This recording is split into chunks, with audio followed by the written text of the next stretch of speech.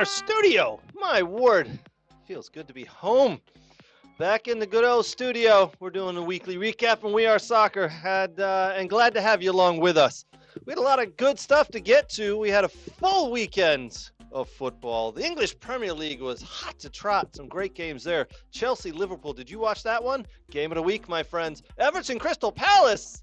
Oh, that was actually a really entertaining game. I hope you watched it. If not, we're talking about it. Don't worry about it. Oh, and by the way, Taylor Swift dropped a new album, and she mentioned Real Madrid. Is she a Real Madrid fan? Is she thinking of buying them? What's going on there? We're going to talk about it. We got a lot of coming up on that. We're talking about the U.S. men's national team. The roster was released. There's 2 games coming up as well because domestic leagues are going to get shoved aside for the next 2 weeks as international break is upon us. So U.S. men's national team is where we're going to focus for a little bit here. Speaking of World Cup, international break, and all that good stuff, ticket prices released.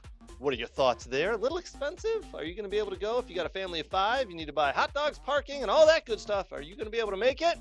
Yeah, the average person ain't going to be watching many games live in person. And by the way, they released a new ball, the Trionda. The World Cup 2026 Trionda? Strange name. And Barcelona got thumped 4-1 by Sevilla. Man, we had a lot to get to here. Are you ready? Let's go. Let's jump in. What? And I'm going to give you one opportunity because we're friends. Winner! Who gives a shit about where the ball's been? Yeah, F him. They went from loving this guy, best move ever, to hating him. I think it's the most ridiculous thing in the world. I love it because it tells you how the game was played. There's nowhere for him to go. I think there's one place. You can't do that in the national team. Do I look like I'm freaking kidding? He does things that are absolutely insane. Successful and sexy? No. It wasn't aggravating at times? Yes. That's not very fair. It's not about being fair. Welcome to the greatest soccer show ever. All right, friends, welcome back. It's been a long time since we've been in the studio. Approximately, 2.5, 3 months maybe, something like that. We are super happy to be back here in the studio. Yeah. Hopefully you had a good weekend. Did your team win, friends? Mine certainly did. Unfortunately, now we come up to an international break, so this always seems to happen with my teams. We get on this nice little run of games, a nice little form, and then, oh, by the way, international break. Everybody go off and play with your countries. So Morgan Rogers, Konsa Watkins off to England. John McGinn go off to Scotland. Emi Martinez off to Argentina. 4 games in a row. Villa finally getting back. By the way, for everybody who texted me and found me on the street and said, hey, are Villa getting relegated this year? You can go F yourself. 4 games in a row. We're back, baby. Yes, it feels good. Manchester United found a way to win this week as well. Incredible. We're going to talk about that game. We're going to talk about a lot of different things. And yes, we managed to find a way to get Taylor Swift into the show today. But we'll get to that. Brooks, how are you, buddy? You doing all right? Yeah, I'm good. Saw some college soccer matches on Saturday and Sunday night. That was good. At Detroit Mercy, then today at Michigan. The Michigan one was a little disappointing because Rutgers didn't want to show up and play. Oh, bummer. But, I don't know. They get the 0-0 draw in Michigan. And then UDM with the tremendous comeback. Well, I guess not comeback, but down 10 men. Score late goal to win 2-1. So I was really happy for Coach Nate Kopenick and that UDM program who are fighting this year to try to win the league and to get in the NCAA tournament. They've been pretty good when I watched them live the first couple times. So that's been nice to see. Yeah, and then watched a little EPL soccer when I was working on graphics and whatnot for We Are Soccer. So it's been good. Yeah, you've had a good weekend then, my friends. Yeah. I couldn't watch any MLS yet, but it's getting close. It's getting down to the wire where decision day is. I think it's after the international break. We have decision day and then playoff start. So, but a lot of the conferences are locked in. Western Conference is still open a little bit. The East looks pretty locked in for the teams that are in, and they're just kind of trying to pick up points to move up and down to see where they play in that 3-game series, the open one where the bottom teams playing that 3-game series, and then you get to bye the first round. So interesting to see. So yeah, man, lots to come with the MLS. The Supporter Shield was wrapped up. Yeah, Philly Union, the one I thought was the one in the wooden spoon. Well, both of you and I did. I was going to say, wait a minute, hold on, Brooks. Both you and I picked them to finish as the wooden spoon winner. And by the way, if you don't know what the wooden spoon winner is, what is it, Brooks? Tell everybody what it is. And it's the team with the worst record in the entire MLS. So it was a complete 180. So they didn't finish with the worst record. They finished with the best record in the most. Oh, God, Brooks, incredible. We picked them to finish the worst record in the MLS, and they finished with the best. Yeah, somebody take that. Wait, maybe it was me and then you picked San Diego. I forget. I did. I think I picked San Diego, but I picked Philly to finish very close to that as well. You're right. I agreed with you. I remember going, hey, you're probably right here, Brooks, because they got rid of Jim Curtin and started off kind of slow, and it's just not going to put it together. And Jesus, oh my word. And then San Diego finished at the top. They're in the top 5 of the Western Conference. So there you go. Parody. We like parody. Oh, experts. Yeah. Nope, not anymore, kids. Yeah. Not anymore. All right.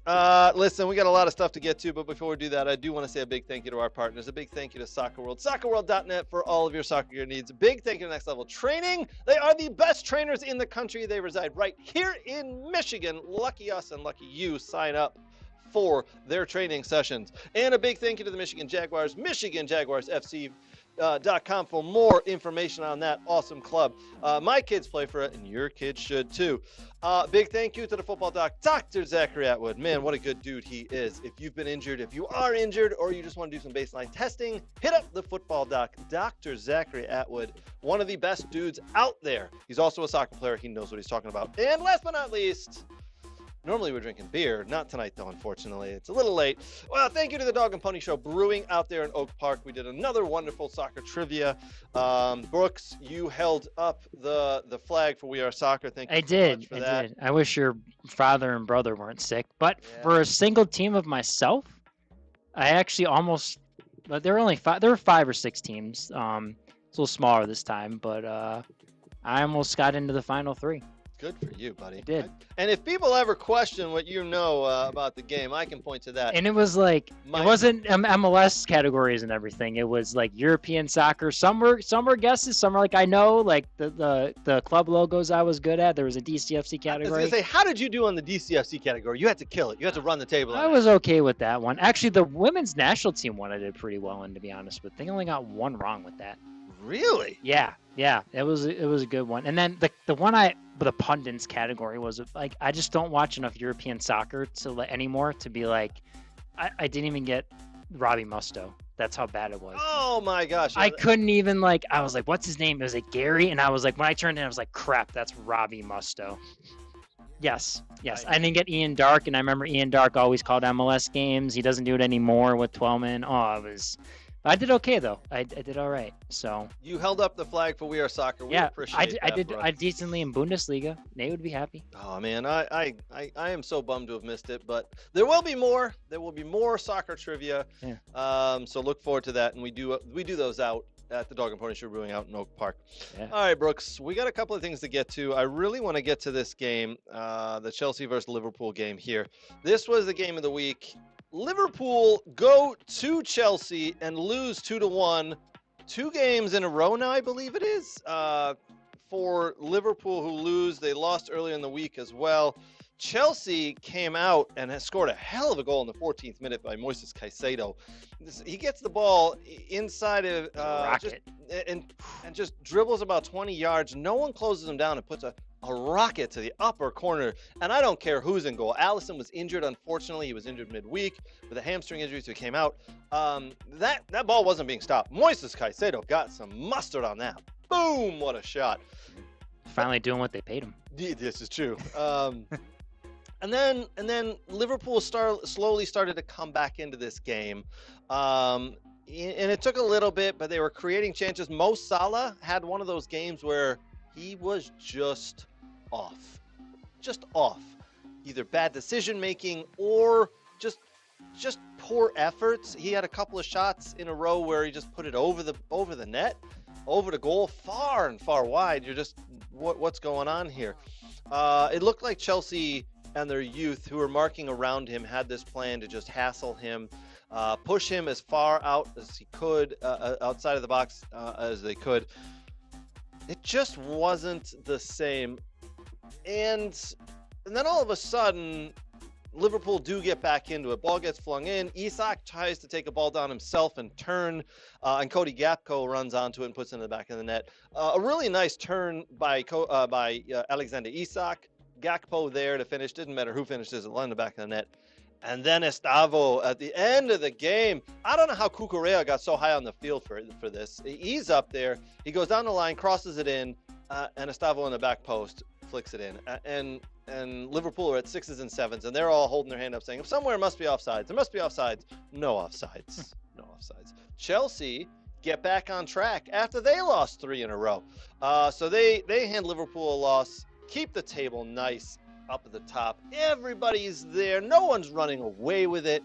That's how we like it. Brooks, it's a little bit more parity now in the EPL, wouldn't you say? Well, it's important. It is. I'm not sure what the stats are in this game, but if I had to guess, 50-50-ish, maybe more shots by Chelsea overall. I'm sorry, It's Liverpool pretty close. Overall. Go ahead and read them off, bud. What It's you pretty got? close. So 12 shots even for both. On target, 6 for Chelsea, 2 for Liverpool. Possession, 54% Chelsea, 46% Liverpool.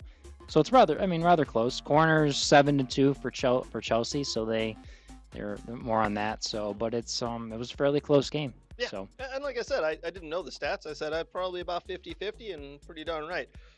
Entertaining game, for sure. An entertaining game. I'd love to know what people's thoughts are on this game.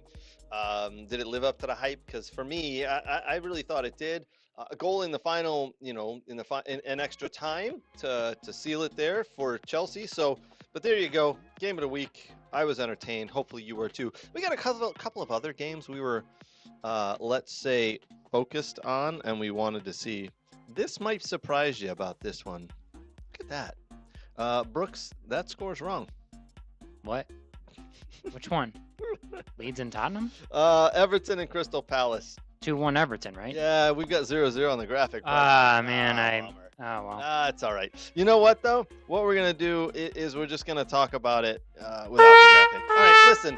Crystal Palace haven't lost in 12 straight English Premier League games. 6 games this year and 6 games at the end of last year. Unbeaten. Now, you're thinking, that's actually really tough to do. Oliver Glasner, the coach at Crystal Palace, has done a freaking phenomenal job at that club. Oh, and by the way, over the course of the summer, they lost one of their best players, Eberechi Eze. Where did he go? He went to Arsenal for $65 million. And still this season, they find a way to win, score goals, and win. This game marks their 13th game trying to go unbeaten. And unfortunately, Everton come out on top 2-1. Jack Grealish at the death put this. This game was back and forth. What a great game, though. I was thoroughly entertained by it. Grealish, he won Player of the Month. I believe it was for August. He's been incredible. He's absolutely been incredible. I don't know if he's in the England squad. I need to check that, to be honest. He needs to be. He is a game changer. It looks like he is back and having fun playing the game. David Moyes has turned Everton around. And that Sam Hill Dickinson Stadium looks phenomenal, by the way. I love the atmosphere inside of it. The fans were raucous. They're having a great season. Why don't we put up that table right now and show everybody where they're at. Put my glasses on as well. So Everton find themselves in 8th after 7 games. 3 wins, 2 draws, 2 losses. And look at that. They scored 9 goals. They've let 7 in. Pickford today. Jordan Pickford was really good, by the way. But I mean, points. They're 11. They got 11 points. They find themselves tied for 7th. They're in 8th. What? They're having a great season. I don't think we would have picked them to finish this high based on what they've got in their club. They still need to figure out a couple of pieces, but look at that. There you go. And as you heard us talk about the Chelsea win, Liverpool loss. Liverpool dropped to 2nd. Arsenal, with their win over West Ham, go to the top of the table on 16 points. Chelsea, with their win, they go up to 7th. They are also on 11 points, just like Everton.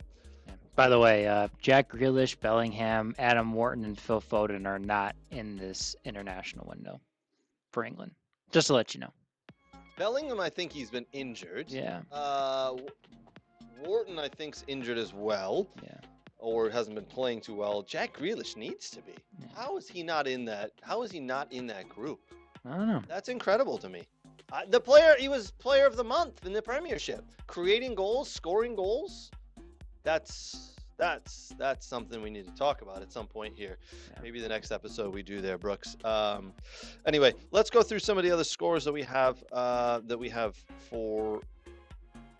for the day here. We have Leeds and Spurs. Leeds 1, Tottenham 2. Matthias Tell with a nice goal in the 23rd minute. Noah Okafor gets one back for Leeds in the 34th minute, and the Mohamed Kudus in the 57th minute. This game was back and forth. It was really entertaining. Both teams wanted it at Leeds. It was gung-ho.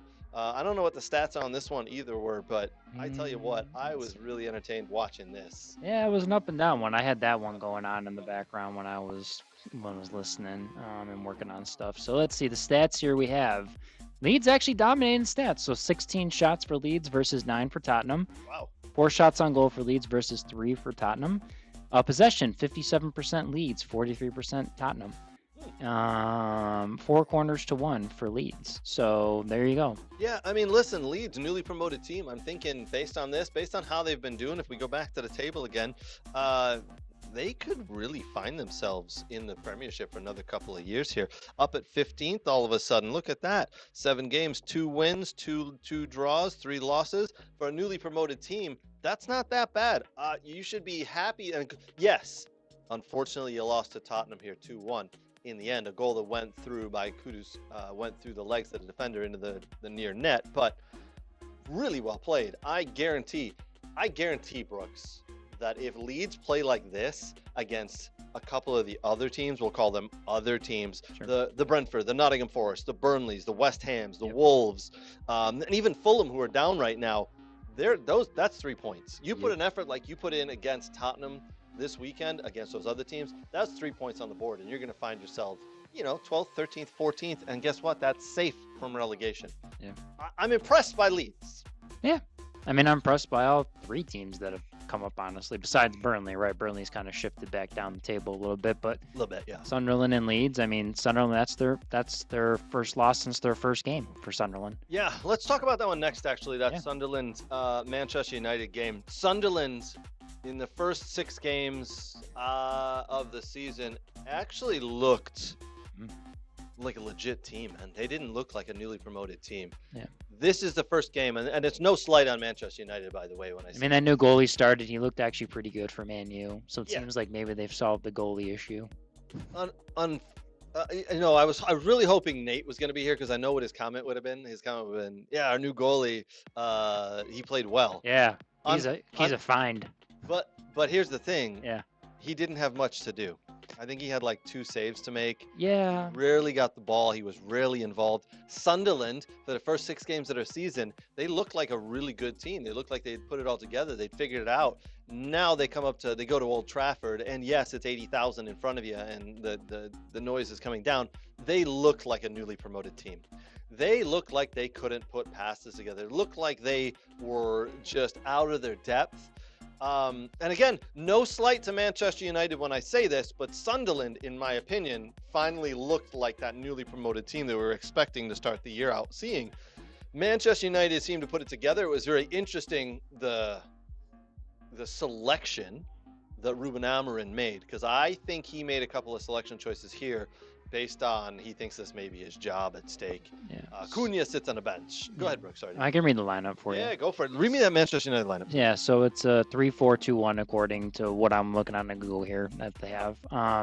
So obviously Lamens started in goal. Euro, Yep. DeLitt started in the center of the 3, and then Shaw the left center back.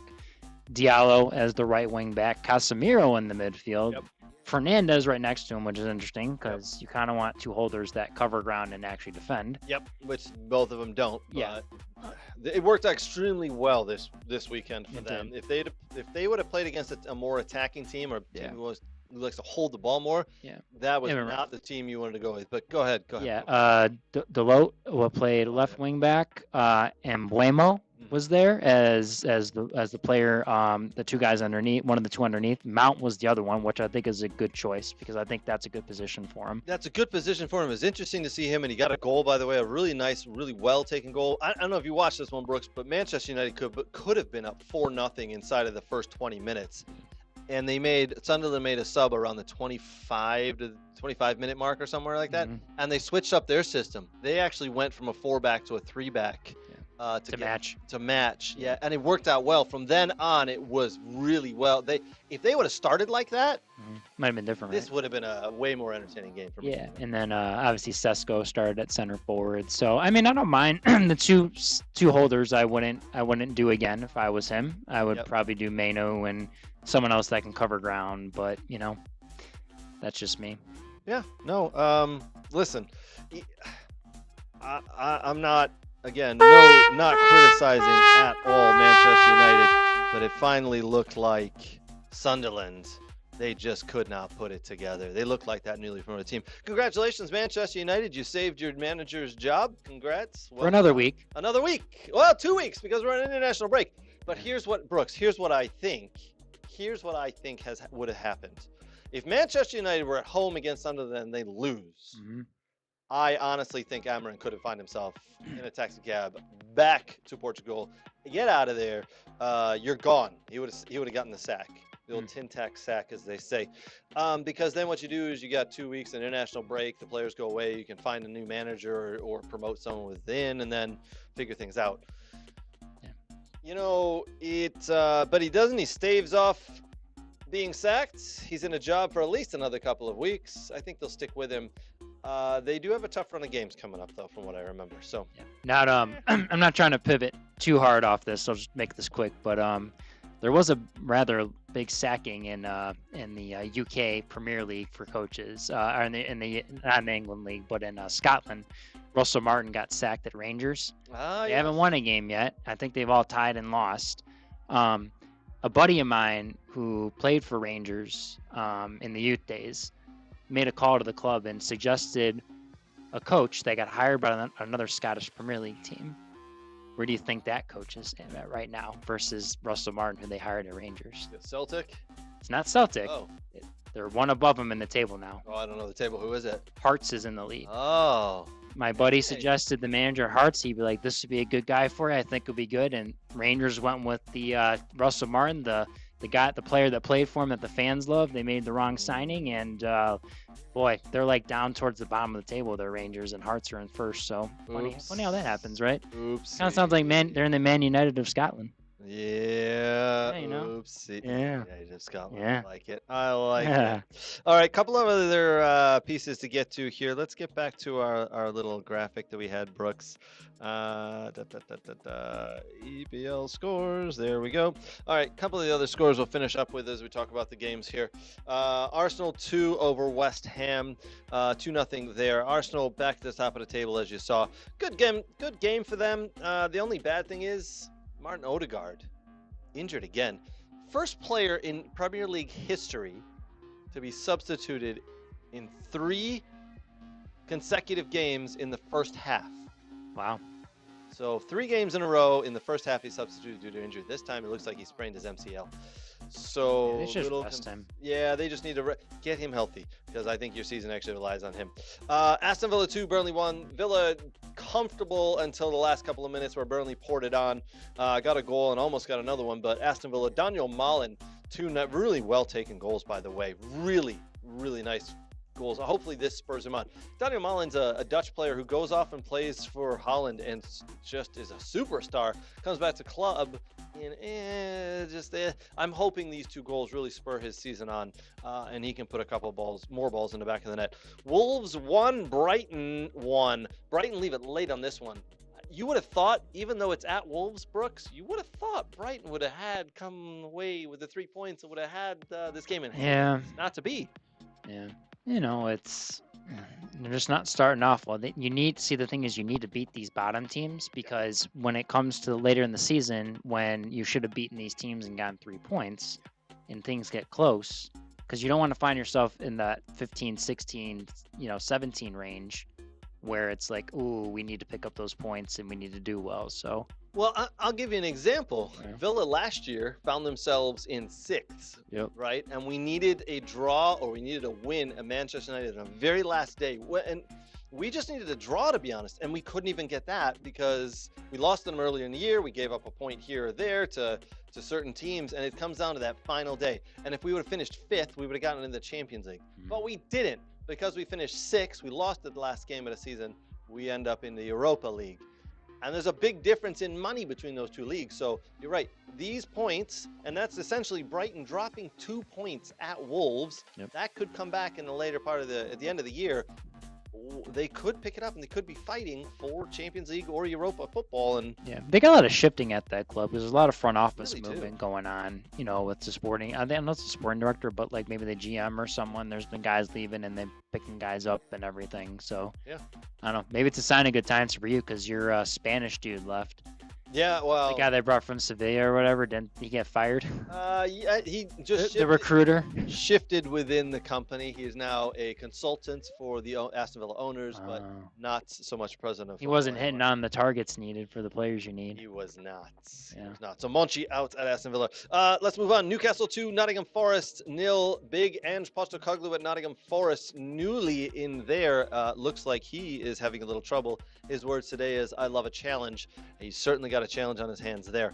Newcastle moving up the board. Woltemade scores again. I think that's like 4 goals in his first 6 games. Not bad for the former Stuttgart player.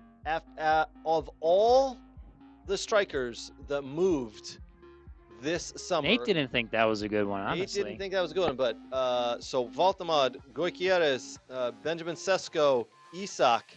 Woltemade is the one who's putting the ball in the back of the net and actually contributing the most. Yeah. It's incredible. So congrats to him. Brentford 0, Man City 1. Brentford didn't really put up too much of a fight. Man City kind of hold on a little bit there, but Man City getting the job done. They just don't look like that Man City of old that we've always seen for the past several years.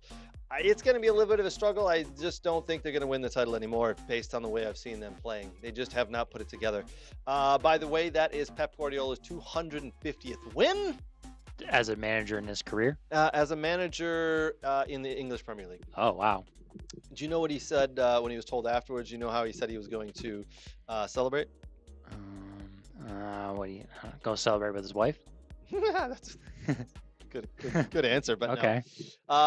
I believe he is the 3rd manager to 250 wins. The first 2, Alex Ferguson and Arsene Wenger. Okay. He said, "I would like to celebrate by going to dinner with those 2. I would like to Oh, nice. treat those 2 to a very nice dinner and have dinner with them." And I was like, "Oh, all right, well, that's Maybe I'll bring my wife. yeah, maybe he'll bring his wife." She'd be like, no, I am not going to dinner with 2 other old guys. But anyway, I thought that was kind of cool. A nice way for him to show, I don't know, respect to the Yeah, of course. two of the best managers that have ever managed in our game. I think it says a lot when you're the Man City manager and you want to go with the former Man U, top manager. That says a lot. Some very nice respect there. Last game, Bournemouth 3, Fulham 1. Fulham have really dropped off, by the way. They started out the year pretty hot, and then they've dropped off. There's 2 consecutive weeks now. They've lost 3-1. 3-1 to Villa last week, 3-1 to Bournemouth this week. The manager of Bournemouth has done absolutely phenomenal. Dominic Iriola, Mhm. I believe his name is. He has done incredible with what he has down there in Bournemouth. The talent he has there is good, not great. Okay, they've lost a couple of players in the last few years, and this year, the end of last year and then this year, he's really putting it together for that club. This was one I want to talk to Nate about. This is a guy who deserves a shot at a big club. So if Man And- United get rid of Amarin, he deserves a shot. Well, go ahead, Brooks. Yeah, I'm just looking at his Wikipedia page. So Andoni Ariola. Yeah. Ariola, yeah. So he was, let's see, AEK La Marca, Mirandes, Rayo Vallecano. That's where he was before. Yep. For 2020, 2023. So, but played for Spain's U18, U21s. Played for the men's national team. I don't think he was a real superstar of a player, but he's proving that he knows what he's doing as a manager. And I expect him to do really well with Bournemouth this year. Hey, he played at NYCFC for a year. There you go. That's 15 to 16. Hey, Yeah. Look at that. Yeah, I like that. All right, so where is Bournemouth, you may ask, right now in the table? Well, look at that. They're 4th. Yeah. 4th behind Tottenham, who's 3rd. In front of Man City, who's 5th. By the way, Crystal Palace lose, and they're still in 6th. Mm-hmm. It's incredible. Villa find themselves, after their win against Burnley today, they find themselves now in 13th. That's 2 wins, 3 draws, 2 losses. See, this is the point. 3 draws, Brooks. 3 freaking draws. If you could have turned one of those draws into a win, now you got another 2 points on the board. You're probably up into, 8th or 9th. And in the end of the year, those 2 points don't come back to bite you. So, Villa, but slow road getting there. We're doing all right. We're finally putting the ball in the back of the net. We didn't score a goal for the first 4 games, so whatever. All right. I think that'll wrap us up for EPL. Yeah. Unless you want to add anything else, my friend. No, we're good. All right. We got a lot of other things to get to, Brooks. I want to talk to you about Taylor Swift because I know you're a huge Swiftie. We're going to talk about that. We're going to talk about the new World Cup ball. We're going to talk about the World Cup pricing. We got U.S. men's national team to get to. Dude, we got a lot of stuff to get to. Let's get going.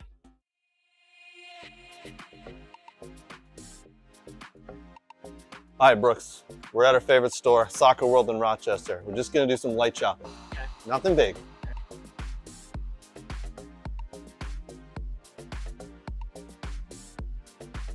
Ooh, pretty colors.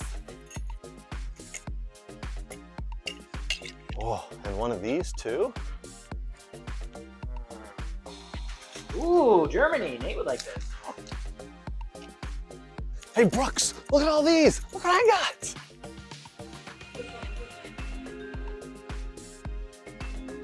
Club America. Ooh. Wow, that's not MLS. Ugh.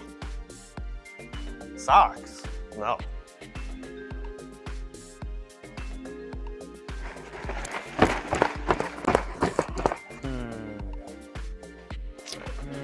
Ooh, a ball pump. Next in line.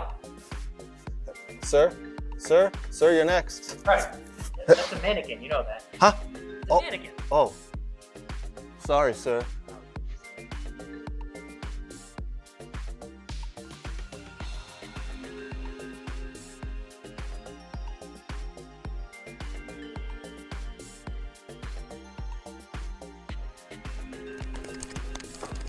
Hug, what are you doing? Nothing. Huh?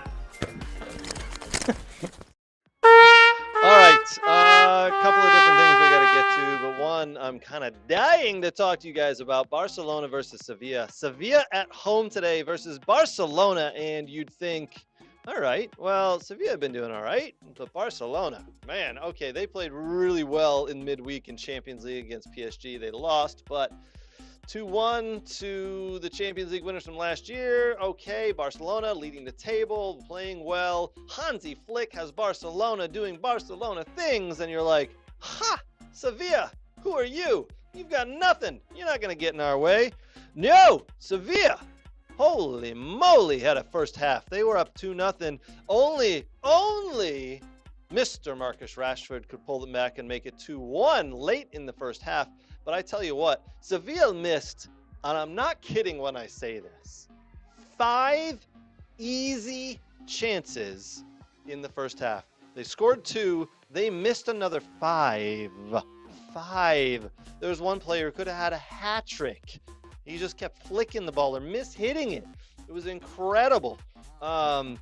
They really could have put Barcelona away easy, but they just...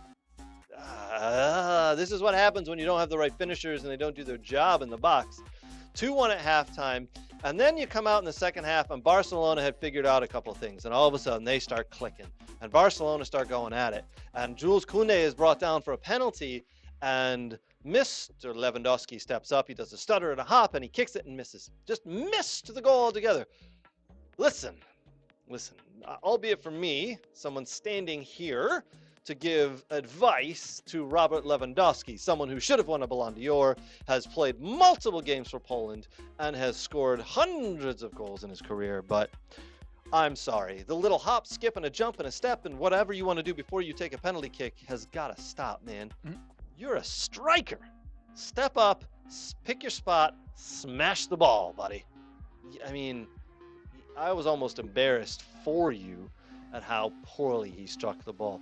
And that would have made it 2-2. And that, you just saw the fans and the players of Sevilla go, oh, wait a minute. let's do this. Let's come out. And it got to about the 83rd minute, 85th minute, I think, or something in there. And Barcelona hadn't taken their opportunity to tie this game yet. And then the opportunities for Sevilla started coming. They started going on breakaways. And they scored 2 goals. And it's 4-1. Well, you know who coaches Sevilla? Please tell us. Mateus Almeida, who's at San Jose. Yeah. Argentinian coach. He loves to press and he likes to work his guys. He's a Bielsa fan. Well, Brooks, one of the funny things that I have in my notes about this game is it could have been a lot worse because of Sevilla's high pressing. Yep. My, oh my, did they press. Yeah. And they were not afraid to hassle the Barcelona players with their back to goal. They were not afraid to go through legs and pick up a yellow card. It was incredible. I don't think it's anything they've seen probably since what Pep Guardiola did with Barcelona, I feel like. I mean, there's pressing in the La Liga, but not as intensely as when Barcelona was doing with Pep and whatnot, and you're going to see it again with Almeida. Well, they're both, him and Pep Almeida and Pep very much love the way Bielsa plays. It was very Bielsa-esque. Yeah. I will say that. That is incredible that you know that, and that I kind of written it down. I didn't know it, but the pressing is what got this on. Now, Sevilla can figure out their finishing. If they can just put away some easy opportunities here and there, Brooks, they could have won this 7-1 easily. Barcelona now they go on a 2-week break because it's international break, as we talked about, and now they got to stew on this, and Hansi Flick has to figure out how to get his team motivated again. Marcus Rashford actually played pretty well. Played on the left, scored a really nice goal. Set up a couple of people that they missed it. He played really well. So it's good to see Marcus Rashford finally fitting in at Barcelona and getting minutes and maybe getting back to the Marcus Rashford we saw a couple of years ago. All right, Brooks, this one may or may not pique your interest here. World Cup ticket prices, buddy. This has been a big thing. So you had to apply a couple of weeks ago, I think 3 weeks ago, for if you wanted to buy World Cup tickets. Did you try? I applied, yeah. And then what I did not. I just like watching from home. I figured, yeah, why not? Absolutely. Let's see if we can get some tickets, man. No one's playing close to us anyways. No, I mean, they're miles away from us. I know. They're I think the closest one's 4 hours, right? Toronto? That, and then I think, didn't KC get one? KC did, and I think that's 9 to 10 away, 10 hours away. I mean, we didn't even get, usually, we thought at least Chicago, Soldier Field will get something or whatever. But Chicago, as we know, but but I was like, all right, I'm going to apply. And then what happens is you apply to get tickets, and then they send you an email saying, hey, you've been accepted. Here's the time that you can log in and buy tickets. So I haven't gotten an email that says, hey, I've won, or I got to log in or do anything. So I'm waiting. We'll see if that happens. Even if I do, though, Brooks, I don't think I can afford anything. If I buy tickets, it's going to be me going.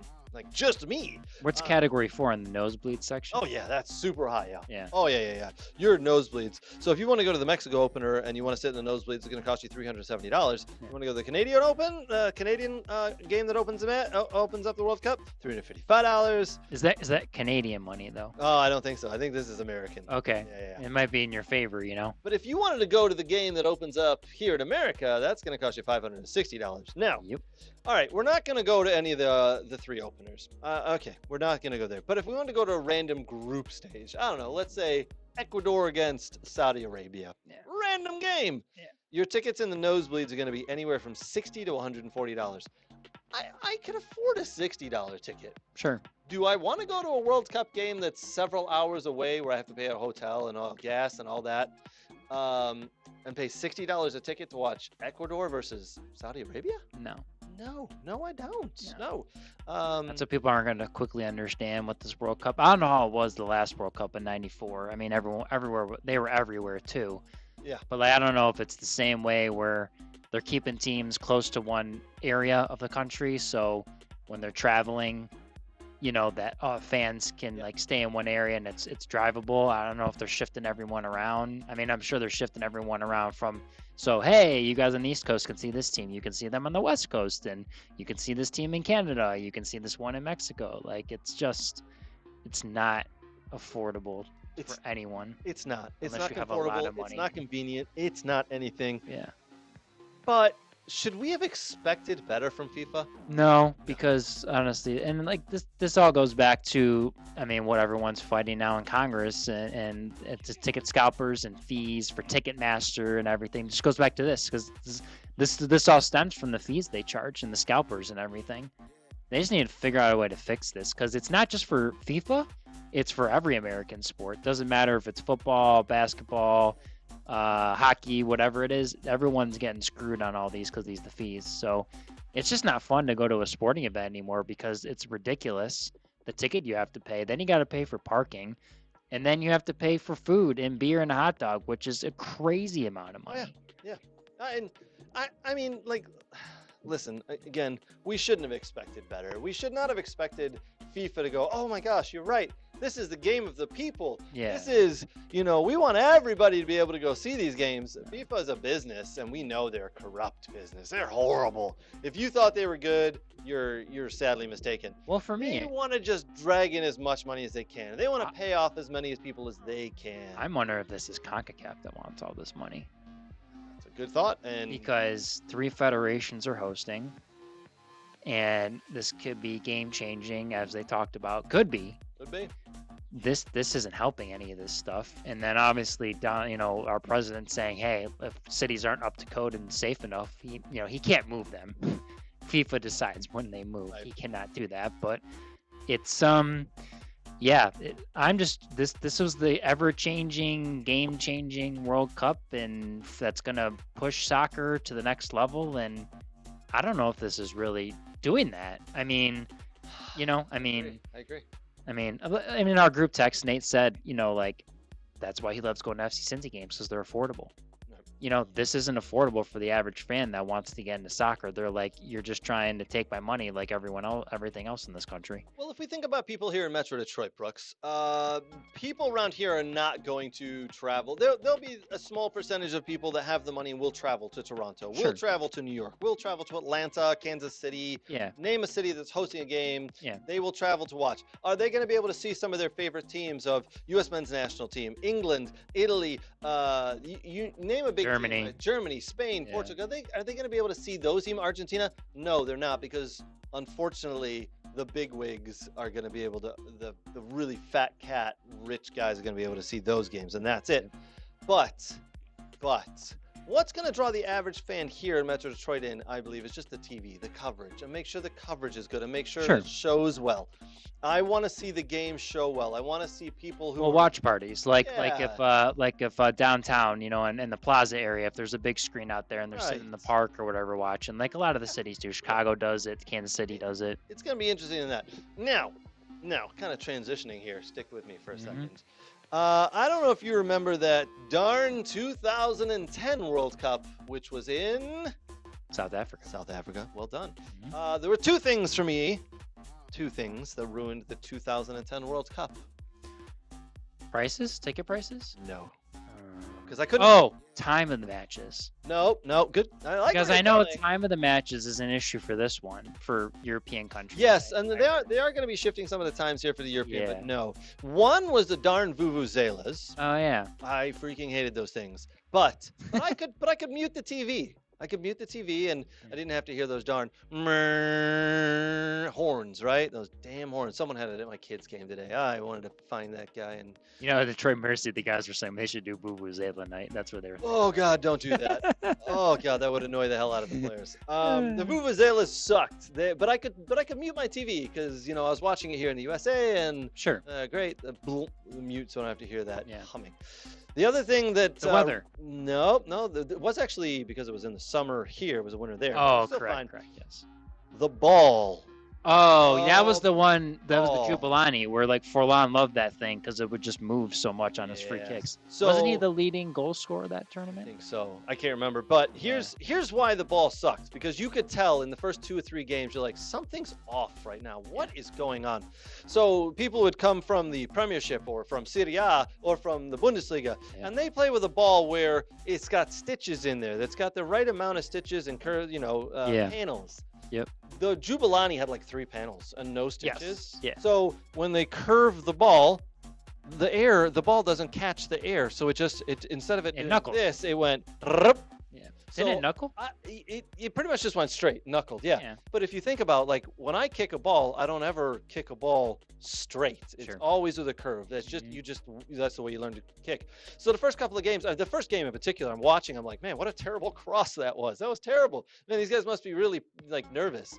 Man, what another terrible cross. Yeah, it took them a while to get used to that ball. Oh my God, I don't think they ever really did. It ruined the World Cup for me. So there were some crazy goals scored in that World Cup. Oh, there was. If you could figure out how to hit the ball straight and it knuckled, oh my God, yes. The goalies hated him. Yeah. Strikers who figured it out loved it. People who crossed the ball hated it. Are you saying this is what's going to happen in this World Cup? There's going to be some crazy goals? They have this new ball, the Trionda, right? And we get it, Trionda, right? 3 countries, America, USA. Yeah. We have this new ball. I like the color. I like the colors. I like the design. You can see the Mexican, you can see the Canadian, you can see the USA, all of it in there. They just need the mascots on there. Oh God, no.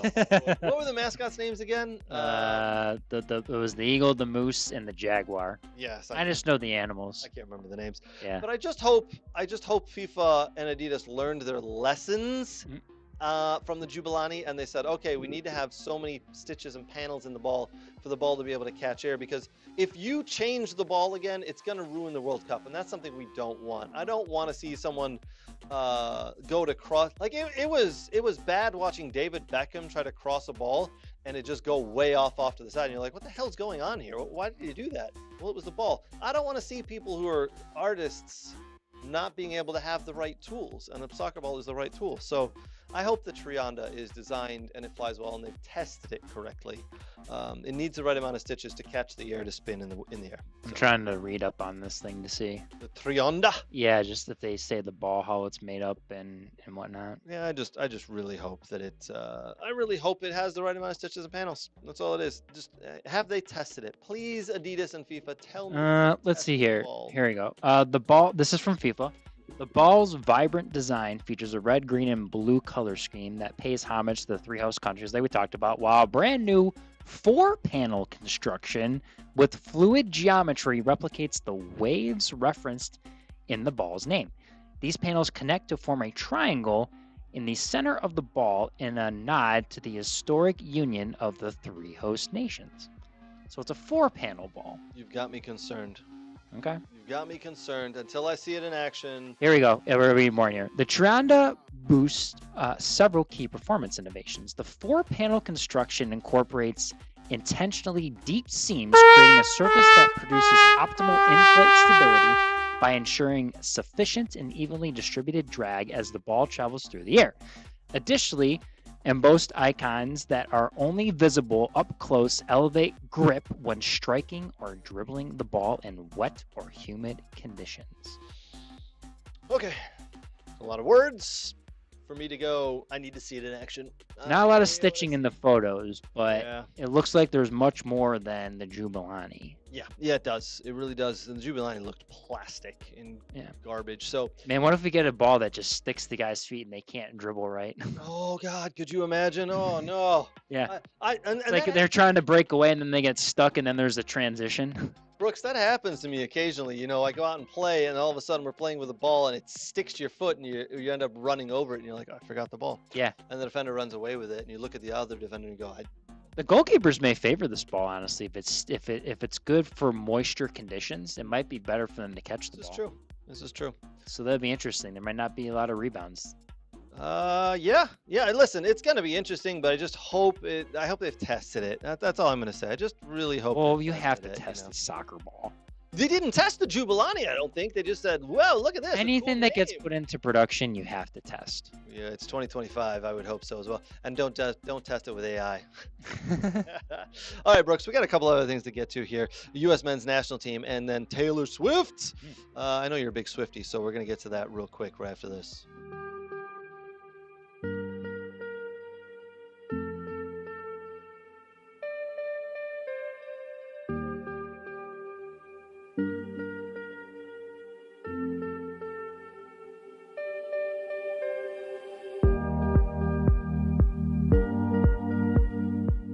Tempo, yes, drop out, good. Yes, touch play, right foot, yes. Scan, good. Touch in, play, drop your hip, right, yes, good scan. Yes. Jay, well done. Get side on touch. Play, see it, yes.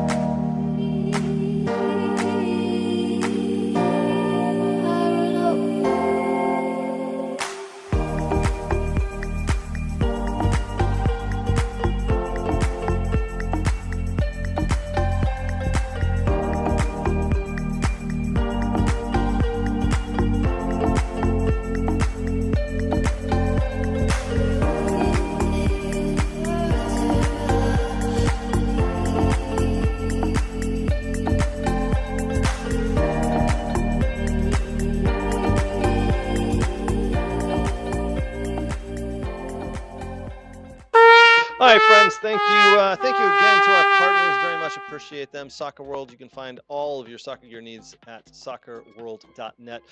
Thank you to the Michigan Jaguars. MichiganJaguarsFC.com for more information on that awesome club. Thank you to Next Level Training. As you saw there in that video, they are the absolute best trainers in the country. Trust me. There's a reason all of the professionals come and train here in Metro Detroit with Next Level Training. Big thank you to the football doc, Dr. Zachary Atwood. Baseline testing, you can get that done by him. You've been injured, get to see Dr. Zachary Atwood. And a big thank you to Dog and Pony Show Brewing. Their beer is absolutely delicious right out of Oak Park, Michigan. All right, we're going to talk about U.S. men's national team. It is now an international break. No more domestic soccer for the next 2 weeks. We've got the U.S. men's national team to focus on here in the USA. They got a couple of games coming up. They got the roster. Brooks is really excited to talk about the roster, so let's bring that up. Yeah. Brooks, before we get to the roster real quick, tell us about the games. So we're playing, who are we playing? What's going on here, buddy? Yeah, so the two teams are playing this international break are Ecuador and Australia. So Ecuador is going to be the first match. That's October 10th at 8:30 p.m. That's going to be in Austin. So I mean, we'll see. I don't know if Ecuador's still in qualifying. I can't remember if they got bounced or not, or if they're. But it'll be a good friendly. There's always some. We've always played them in a friendly, and they have a good battle. Yep. And then Australia. I mean, usually Australia is always in there with Japan and whatnot, qualifying on that Pacific. The league out there qualifying. So. All right, so some good games, we'll call that, right? I like the fact that we're playing Australia. I like the fact that we're playing Ecuador, a little bit of a different, some different flavors there, getting us ready for the World Cup. But the main thing is they're putting these games together so they can look at some of these players. So on the roster that we have here for the October camp, I mean, the goalkeepers, Matt Freese, Chris Brady, Patrick Schulte, Matt Turner, nothing out of the ordinary there. That's kind of who we expect, and the World Cup is going to consist of. Is it going to be 3 of those guys, most likely? I think it'll be 3. Who do you think is going to change, or if you had to pick now, who misses out? I think those are the 4 he's probably mainly looking at. I mean, I don't know if Zach Steffen somehow plays himself back into this. I don't think Celentano or Klinsmann will be in this. I think they got called in, and I don't think they're going to play. I think it's these 4, honestly. Yep. I think you're looking at Freese and Turner for the starting position, and whoever loses the battle is the number 2. Yep. And then you're probably looking at Brady and Schulte between the 2 guys. If they I mean, usually teams take 3 goalkeepers. Yep. Usually they don't take 2; it's 3. Right. So you're looking. I think those guys are battling for the 3rd spot, and both have done well in club. Schulte has delivered, when he's played in friendlies. Brady has yet to play, but he's done very well for Chicago. The Chicago Fire finally in the playoffs since, I think it's 2017. That's the last time they made the playoffs. Yeah, congratulations to them. Yeah. Former U.S. men's national team head coach. Yeah, Berhalter did well, yeah. Berhalter getting Chicago back at his first try, right? Yes. First year, getting them back into the playoffs with a team that, not the greatest team in the world, so did something there. Correct. And I think, in my opinion, Brady plays for a lesser team than Schulte does in Columbus. So, I mean, it's going to be based on how training goes. I don't think they're going to get matches. I'm curious to see if Freese and Turner split 1-1. Now that Turner's back with New England and the starter there. So it'll be interesting to see.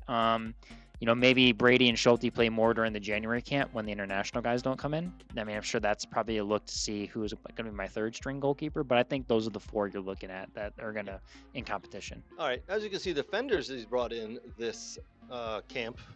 Alex Freeman, Tim Ream, Anthony Robinson, Chris Richards, who's having a heck of a year, by the way, for Crystal Palace.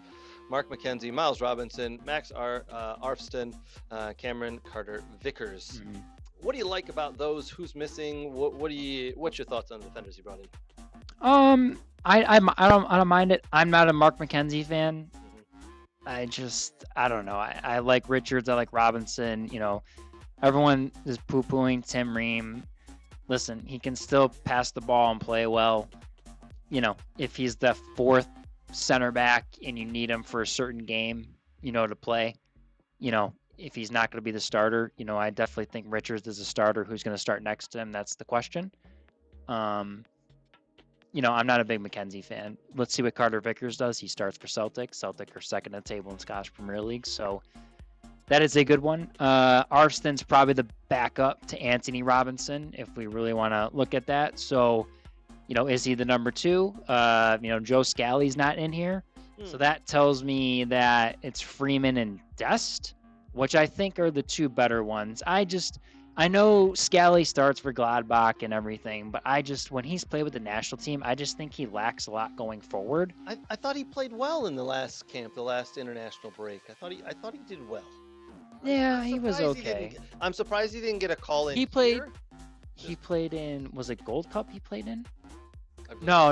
It was before. Was it right before the Gold Cup when they had those matches? Didn't he start in one of the matches? I think he was called in. I forget. But I don't know. I tend to like Freeman. I think he's just does a better job. He's just better at changing direction, and he's not as stiff. Then I think he's just better. I mean, I've always seen Scally as a third center back in a back 3 for me, in my opinion. But I think Freeman's worked his way in, and that would be a good one with Dest. Miles Robinson's an interesting one because he's had U.S. men's national team experience. He's played in big games. So we'll see if he works his way back in. But I like the lineup. I like the defenders. It's a good group. All right. Let's move on to the midfielders here, my friend. Brendan Aronson, Weston McKennie, Tanner Tessman, Jamie Sands, Malik Tillman, Diego Luna, Christian Roldan, and Aiden Morris. I love the fact that Aiden Morris is back in here. I like the fact that Jamie Sands has come in. Yep. Obviously, Diego Luna, we all agree he is going to be on the bus to World Cup 2026. Depends how many minutes and starts he gets there, but I think he's already earned his way in. But I don't mind this. I think this is a good little midfield squad, and I like the fact that Sands and Aiden Morris are in. Yeah, I like those 2. I think Tanner Tessman, he's played well for Lyon. He scored a really good goal for them in European competition the last week. I just don't know if Tanner Tessman is mobile enough at the international level to play in those big games. I think he's a good technical player. When I've scouted him live before, I always thought maybe he'd eventually move back into a center back role because he's really good on the ball and he can move pretty well as a center back, but I just don't know if he's shifty enough in high-level international games to be a midfielder and make quick decisions. So I like the James Sands. He's played well for St. Pauli. I mean, I'm sure the coaches must be raving about him because, as Nate said, he was injured. He jumps right back into the starting lineup. That's pretty big. I do like Roldan as a bottom end of the guy that makes the squad, and he's had experience. He's been in big games, the national team. He's played a lot in MLS. I know he's an MLS player, but he's got a lot to the game he brings. I thought he did actually well in the past couple games he played in the last break. So, and then Aiden Morris. I mean, I think this midfield group is super wide open. I think Aiden can work his way in. I don't think it's a given all these guys are starters. Like, I don't think it's a given Weston McKennie's going to start next to Tyler Adams. Could it be Aiden Morris for sure? Could it be James Sands for sure? I think Pochettino's like bringing on midfield. This is an open competition. Aronson's an interesting one because he can kind of play as a tucked-in winger. He can play wide a little bit, so he's got some options to play him in the starting 11. But I think this is wide open, and same with Tillman. He can kind of play in as a tucked-in winger, as a 10. You can move him in different spots, but it's a good midfield lineup. All right, moving on to the forwards, Christian Pulisic, who's having one hell of a year over there at AC Milan. Yep. The guy is scoring goals, setting them up. He is absolutely killing the Serie A right now. So obviously he's going to be there. There's Patrick Adjimang, Tim Weah, Haji Wright, Alex Zendejas, and Florian Balogun. What do you like about that? What don't you like about that? Anybody missing you are hoping to see in that group of forwards? Well, Patrick Adjimang finally scored for Derby County, and he scored a goal with his head. So that's a good sign right there, because a big guy like that should score with his head more often, which I don't think he was doing enough at Charlotte. So that's encouraging. So, I mean, is it Pulisic and, if he plays 3-5-2, is it Adjimang and Pulisic's the guy underneath that plays as a second forward? That's an interesting lineup right there. Right. Where do you play Weah? Is it a 3-4-3 where it's Pulisic wide, Weah wide, and Adjimang at the points? Or Pulisic and Weah underneath? Like Man United plays a 3-4-2-1. Mm-hmm. There's a lot, and Zendejas brings a different style because he's very technical. He's not maybe the fastest guy, but makes very quick decisions, and he's played well for Club America. He's played a lot of minutes for him. And then Balogun, he needs to get on the score sheet and score. So I mean, this is a moment for Ajiman, Haji Wright, and Balogun to say, hey, like I'm the number one because Pepe's not there. I don't know. Sargent's not there either. Yep. Sargent's not there. It's an interesting group. You can mix and match and do a lot of different things. I hope this time, I think he will come out with the 3-back. It seems to be set up that way because you got Ream, you got Richards, you got McKenzie who can play, and Vickers. So that's 4 center backs. And then I think Arpston and Robinson and those guys are much better anyways in a 3-back system as wing backs. I like them as wing backs. Only have 1 right back, so I'm curious to see who they would try to play as the other one because they have 2 left footers here. And then the rest are center backs there. Just, I don't think Miles is an outside back, to be honest with you. So I'm interested to see how they play. But I like the group. It's a strong group. There's potentially could allow them to go to the World Cup for sure. Yep. But Pochettino's opening it up, and international guys come and compete. Impress me. Yeah, I think that's what it is. Impress me and see if you can get into the squad for 2026, guys. These should be 2 games. I think this window are on their minds. These are 2 wins. Should be. Absolutely. That's how it should be going into this. This is we dominate with possession. We play well. We win 2-1. If we're down, we come back and win. It's time now for everything forward. Is we give 110% and we're out to win every friendly. Brooks, I'm happy you said that because the last couple of games where we said, okay, we expect to win against South Korea, we expect to win against Japan, but it's more about seeing what we can do and maybe a formation. And the fact that we didn't win against South Korea, we looked like crap against South Korea, by the way. Yeah. Looked good against Japan, but as we said, it was Japan's B team, some of their C team. So what are we going to take? I like the fact that you said these games against Ecuador and Australia, we now need to win. Yeah. We've got a good group. You know how we want to play. Let's go out there and impress me, and let's win these games. 2 very winnable games. Yep. And just to go for the next window in November, which is just right before Thanksgiving, you're going to play Paraguay on the 15th of November, and you're going to play Uruguay. Again, it's from here. I mean, they're scheduling some tough. Those are tough games. Paraguay and Uruguay, tough games. These ones are winnable for sure. Yeah.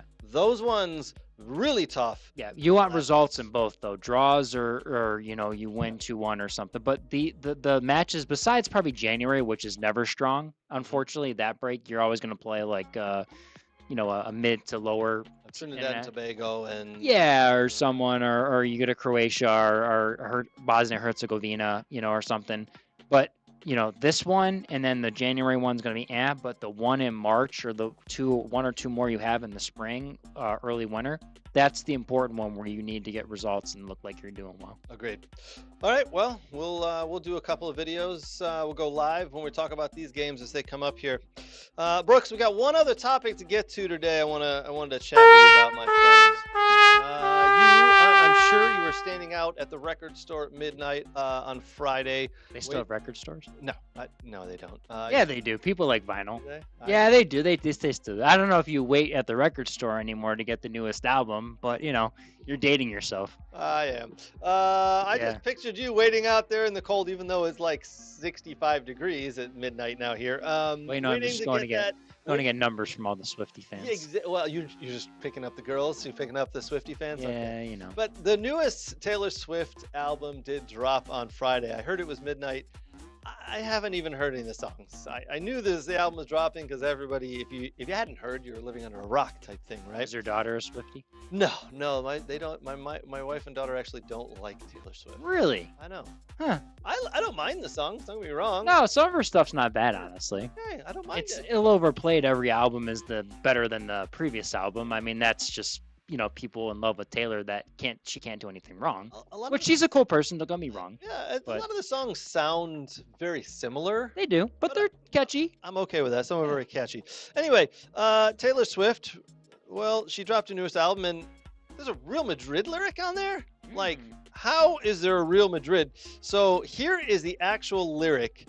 I need to put my glasses on here. Excuse me, dating myself a little bit more. All right, so the name of the song is called Wish List. So the American singer Taylor Swift has released a new album, The Life of a Showgirl, consisting of 12 tracks, and it released in the early hours of Friday morning. It is a work full of personal confessions and an intense sentimental chronicle. Some pieces refer to her current relationship with Travis Kelce, although this is not the only allusion to her sporting world. On Wish List, the Pennsylvania artist mentions a well-known Spanish club, Real Madrid. Here's the line. Quote, they want that freedom to live off the grid. They want those 3 dogs they call their children. And that good surf with no hypocrites. Let's go. Sorry. With no hypocrites. They want it all. They want a contract with Real Madrid. Interesting. Did she date someone in the past that's a soccer player that we didn't know?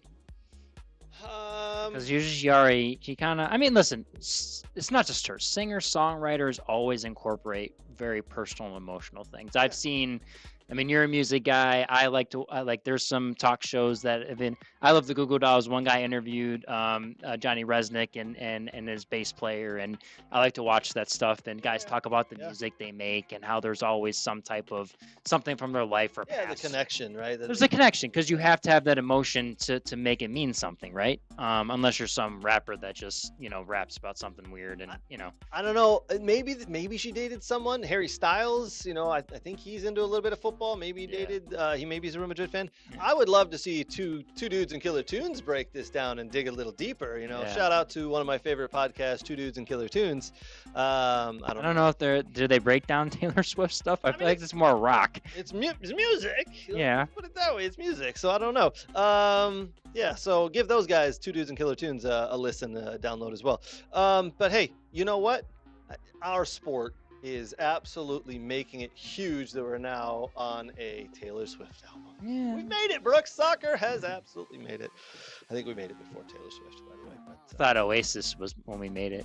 Oh, yeah. Yeah, because everyone uses Wonderwall for Minnesota United, Man City. All of them use that. I'll use Wonderwall and a couple of. Actually, Aston Villa used an Oasis song. What was it? I don't think they use it anymore. They used it last year and the year before at the end of the games that we won. All right, well, that's going to wrap us up. That's all we got for the night. Thank you, everybody, for joining. Do us a huge favor. Give us a like. Give us a subscription. Give us a share, no matter what platform you are watching or listening on. If you are on Apple or Spotify listening to us, give us 5 stars. It means a ton and really helps us out. Again, big thank you to our partners and our sponsors. Big thank you to Soccer World. Big thank you to Next Level Training. Big thank you to Michigan Jaguars. A big thank you to the football doc, Dr. Zachary Wood, and Dog and Pony Show Brewing. Brooks, you have your hand up in the air. Yeah. One more shout out. So obviously the guys we do soccer trivia with on my football social. Paul Chatfield's awesome. He's in the Lansing area. He's started a new app. So if you go on MI Football Social, you find their socials on Instagram and X. It's a app that shows where supporters pubs are across at least the Midwest. He has right now. I don't think he's done the whole country, but he's done all this data collection. We were talking at the end of trivia this week. He's done all this data collection, and it's so if you're a supporter, you're a Tottenham fan, you're a Man City fan, Arsenal, Liverpool. He's just pulled all the data and he said, hey, this is where you can go meet people that are supporters and go watch the game at these pubs and bars across the country. So if you give it a like, you can download it on Android and the Apple market. So definitely go do that. It's great. And we just want to push that since they do such a great job for us at trivia. Yeah, thank you, MI Soccer Social. Those dudes are awesome. Paul and Football Social. Sorry. Yeah. Good dudes. Download that. That's gonna wrap us up for the night, and we'll see you at some point. Cheers. Cheers.